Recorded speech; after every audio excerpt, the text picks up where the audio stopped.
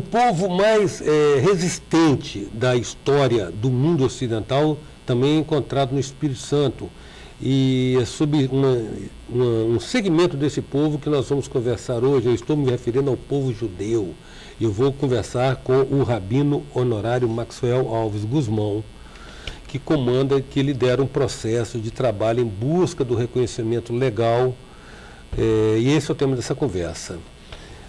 Rabino, explica para nós então, como é que é essa busca de reconhecimento? Vocês querem ser reconhecidos pelo Estado de Israel? Sim, na verdade foi criado um sindicato no ano de 2002 em Israel, que denomina-se SICA, Sindicato Israelita das Comunidades Anocitas. E esse sindicato tem entrado junto à Suprema Corte, né, em hebraico chamado Bagatz, onde busca-se por força de lei, né, que esses anocitas que estão hoje espalhados pelo Brasil afora sejam reconhecidos, sejam reintegrados à comunidade. Os anocitas são os descendentes dos cristãos novos. Isso. Os judeus que foram obrigados, até para salvar a própria vida e a pele, a se converter ao cristianismo na Europa, logo depois da Idade Média, né?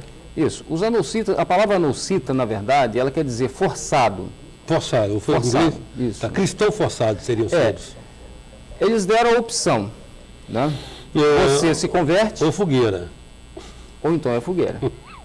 Grande escolha, surgiu, então, aquela grande frase, né? Entre a cruz e a espada, né? Você tinha duas opções. Ou então você era expulso. O Brasil tem muito cristão forçado, cristão novo, né? Essas palavras que a gente, inclusive, de sobrenomes familiares aí, a gente percebe que são dessa origem.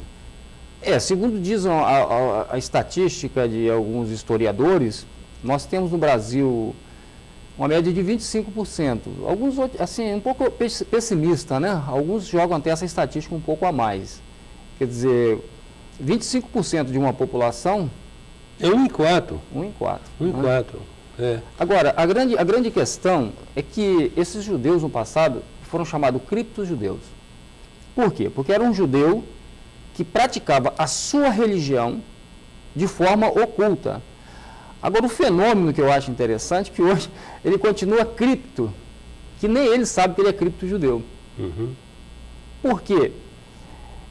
Como nós só podemos descobrir que uma pessoa é descendente de judeu através dos costumes de uma família, através de sobrenomes, certo? Através dos sobrenomes. E também um costume comum no passado, né? Que foi a endogamia, certo? Que era exatamente... Judeu casa com judeu. Preservava a cultura como? Casava-se entre primos. Um primo automaticamente ia zelar para que não espalhasse que eles eram judeus, porque ao ser descoberto, automaticamente iam ser de alguma forma discriminados e mais tarde, chegando ao conhecimento das autoridades religiosas da época, poderiam ser ali vítimas de uma fogueira, vítimas de alguma situação que muitos foram mortos, né?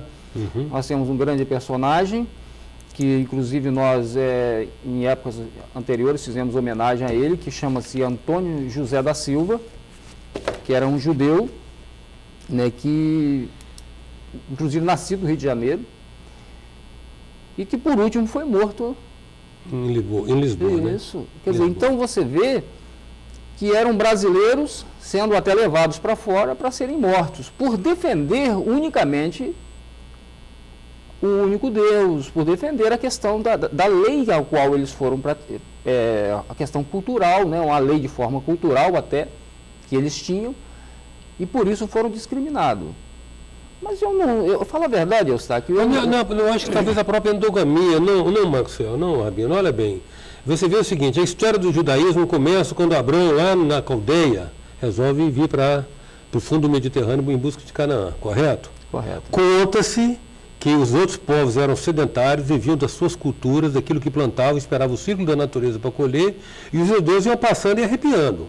A partir dali começou a construir uma história também de hostilidade com o povo judeu. Depois, em nome daquela terra prometida, a verdade é a seguinte, não vamos discutir qual que é o Deus que é verdadeiro, se é Baal ou se é Yahvé, mas já tinha gente lá na Palestina quando eles chegaram. E em nome do Senhor dos Exércitos, tomaram, né? E depois tem uma história ao longo do Velho Testamento também, que é interessante, você vê que o povo desanda, cara. Que povo sofrido, povo invadido, povo vai para o exílio, povo até acontecer a diáspora 70 anos depois de Jesus. Essa é uma história de sofrimento, né? É uma história de sofrimento que, na verdade, tudo já havia sido profetizado, né? Inclusive, essa questão da Nocita mesmo, a gente encontra num livro chamado Devarim, que a gente fala Devarim, que na verdade é Deuteronômio, capítulo 30, diz que esses judeus seriam dispersos, mas que eles um dia haveriam de retornar.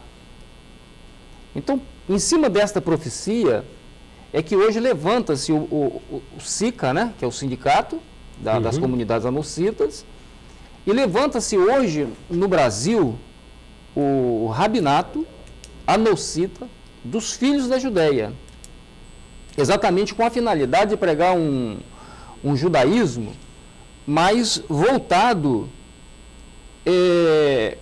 para a época judeia, de onde teve toda a sua origem, quer dizer, lá foi o trono de Davi, né? Dali partiu a divisão das 12 tribos, quer dizer, no reinado de Salomão vieram os filhos, por não ouvir o conselho dos sábios, né? Roboão, por nome de Roboão, tentou colocar algumas dificuldades no povo, e o povo não aceitou. Então ficou 2 tribos ligadas, que é a tribo de Judá e a de Israel, e as 10 de Israel. As tribos de Israel. Certo? Em 9 minutos nós estamos conversando com o Rabino Honorário Maxwell Alves Guzmão. A gente volta já.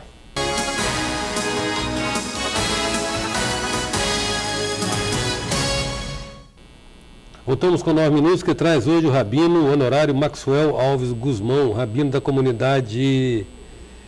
Do Rabinato Anocita, Filhos da Judéia. Rabinato Anocita. Na verdade, você falou sobre comunidade. O SICA é o sindicato, o Rabinato, e temos a chamada Querrilote. Rabinato é o clero, né? É o clero. Onde vai estar concentrado, o Rabinato é quem vai ser responsável por declarar se a pessoa ele é um descendente ou não. Entendi. Porque mesmo na procura, nós vamos ter que saber... Tem uma peneira. Tem que ter peneira. Então, esse rabinato, inclusive eu sou presidente também desse tribunal rabínico. Só que hoje, quando a gente fala em presidente, dá uma ideia de que a coisa vai dificultar. Só que o rabinato, com esse tribunal, ele não vai ser uma inquisição. Mas é um questionamento, né? Básico. É um questionamento, vamos ver seu grau de... os costumes de sua família, vamos fazer uma averiguação. Porque também, se nós botarmos o pé na frente, você não é, e começarmos a discriminar, a gente volta para o mesmo problema do passado. Né? Mas antes desse critério de seleção aí, Rabino, eu quero saber o seguinte: vocês cultivam os ritos e costumes judaicos? Vocês guardam o sábado? Sim.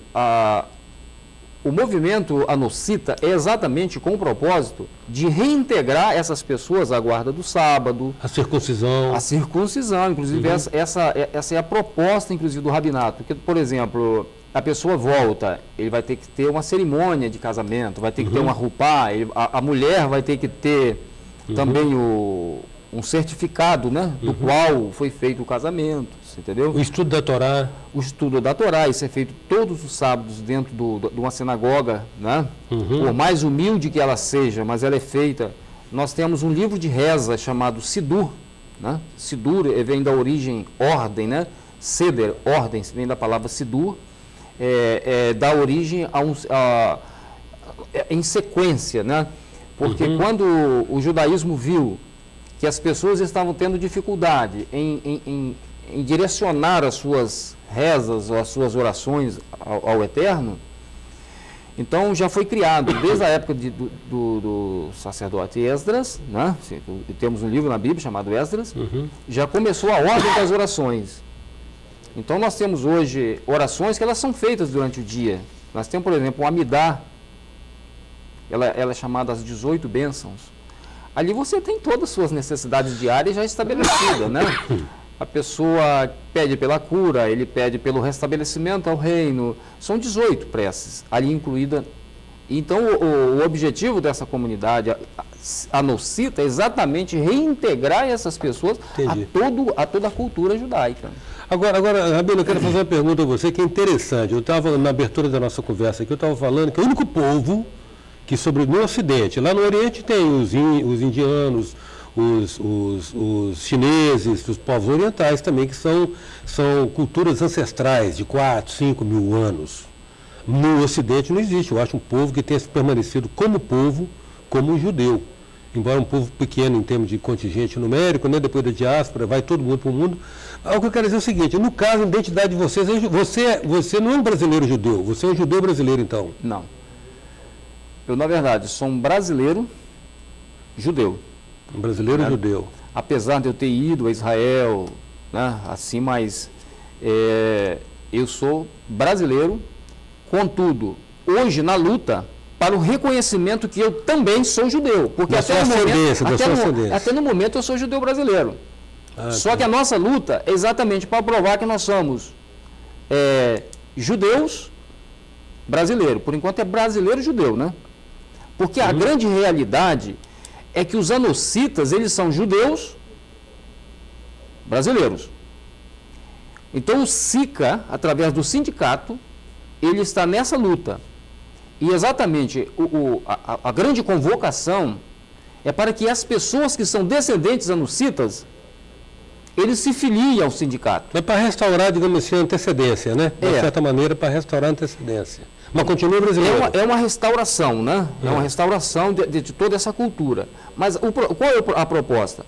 A pessoa se filiando, ele declara-se anocita, ele envia a carta, né, o e-mail lá para o binei-hamedina@yahoo.com e vai estar direto com o chefe da SICA, que é o senhor Asher Ben Shilomo. Todos esses documentos vão exatamente para dar entrada no Bagates, que é exatamente a Suprema Corte. Entendi. Certo? Agora me diga uma coisa, do ponto de vista mais da curiosidade, fala aí o sobrenome que Neguinho não está sabendo, mas que na verdade já evidencia que ele é um anocita, que ele foi, né, descende de anocitas, que os antepassados foram obrigados a migrar de fé oficialmente para sobreviver. Oliveira, Silveira. Normalmente Rosa, Ferreira. O Oliveira é um dos mais comuns, Silva, o Souza, o Santos, né? São esses nomes que a gente fala assim, mas é tudo brasileirinho mesmo, né? Mas é brasileiro, contudo, tendo as suas origens na comunidade judaica. Porque os judeus não seriam tão simples de, fugindo de uma Inquisição, manter os seus nomes judaicos. Entendi. Agora eu quero fazer uma pergunta definitiva, claro que é inevitável. Em se tratando de um brasileiro judeu, do judeu brasileiro. Como é que fica você na sua relação com o emblema espiritual do Ocidente, que é Jesus? Olha, Eustáquio, a grande questão nossa, que todos conhecem a questão judaica, nesse ponto de vista. Né? Por isso a pergunta, inclusive. Aí, hoje, a nossa função dentro do rabinato é nós estendermos somente as mãos de amigos para um retorno, e respeitando os demais pontos de vista.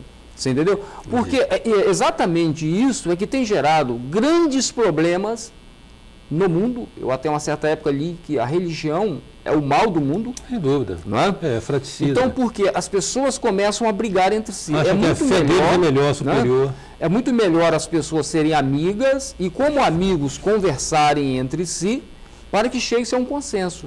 Porque se eu começar a rotular, eu vou ter um problema. Quer dizer, então, na verdade, nós queremos nada mais, nada menos fortalecer o sistema. Nós queremos estar aí para ser mais um na luta e vermos que todos são bem-vindos na sociedade. Vamos criar um mundo melhor, não é isso? Entendi. Muito grato, Rabino, pela sua disposição de vir cá conosco, falar conosco disso, é interessante, a gente nunca sabia da existência dessa segmentação, dessa descendência que quer resgatar a sua origem, que são os anocitas. Grato pela sua presença aqui. Obrigado a vocês e desejo Shalom Uvrahá, paz e bênção a todos que nos ouvem.